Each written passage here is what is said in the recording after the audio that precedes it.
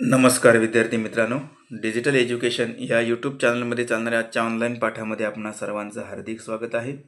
विद्यार्थी मित्रांनो, इयत्ता 5वी शिष्यवृत्ती परीक्षा आणि व्हीडीएस पूर्व आणि इतरही काही स्पर्धा परीक्षा या दृष्टिकोनातून आजचा विषय गणित घटक आहे अपूर्णांक भाग 8.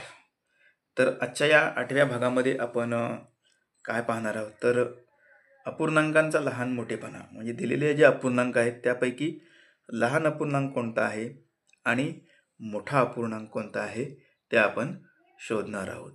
तर मित्रांनो, या ठिकाणी पर्याय देण्यात आलेले बघा. पर्याय क्रमांक 1 10/11, पर्याय क्रमांक 2 7/11, पर्याय क्रमांक 3 15/11 आणि पर्याय क्रमांक 4 13/11.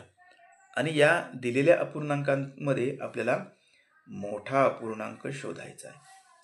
तर मित्रांनो, याच्यासाठी फार एक सोपी ट्रिक आहे की ज्या अपूर्णांकांचा छेद हे एकसारखे आहेत, तर ज्या अपूर्णांकांचे छेद समान असतात, तर त्या ठिकाणी आपल्याला अपूर्णांक लहान मोठा ओळखण्यासाठी अत्यंत सोपं असतं. तर कशा पद्धतीने आपल्याला ओळखायचं आहे तर मित्रांनो, की ज्याचा छेद हा समान आहे परंतु अंश हे वेगवेगळे आहेत. त्या ठिकाणी पहा, ज्या अपूर्णांकाचा अंश लहान तो लहान अपूर्णांक आणि ज्या अपूर्णांकांचा अंश मोठा तो मोठा अपूर्णांक. आता याच्यामध्ये पहा बरं, 10/11, 7/11, 15/11 आणि 13/11.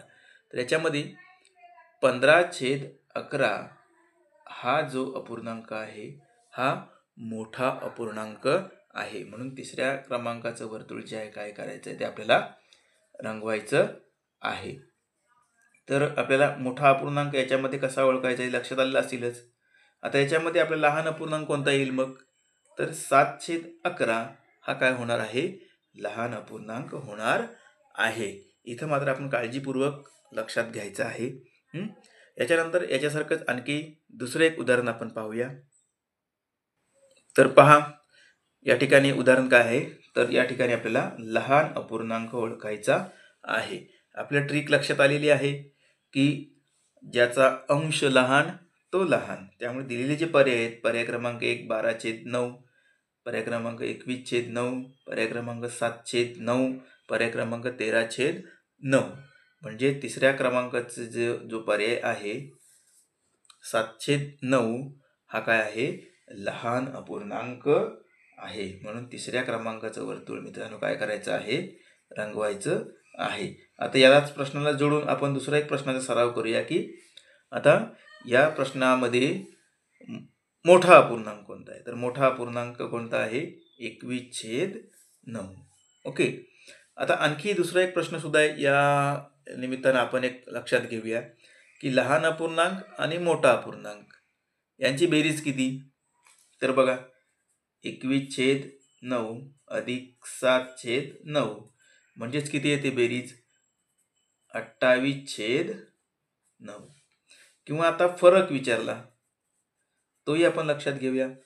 फरक तो कशा पद्धतीने, 21/9 वजा 7/9 म्हणजेच किती झाली बघा, 14/9 हा काय झाला, याच्यातला फरक झाला. त्यामुळे अशाही उदाहरणांचा आपण काय करायचं आहे, त्याच ठिकाणी सराव करून घ्यायचा देखील आहे.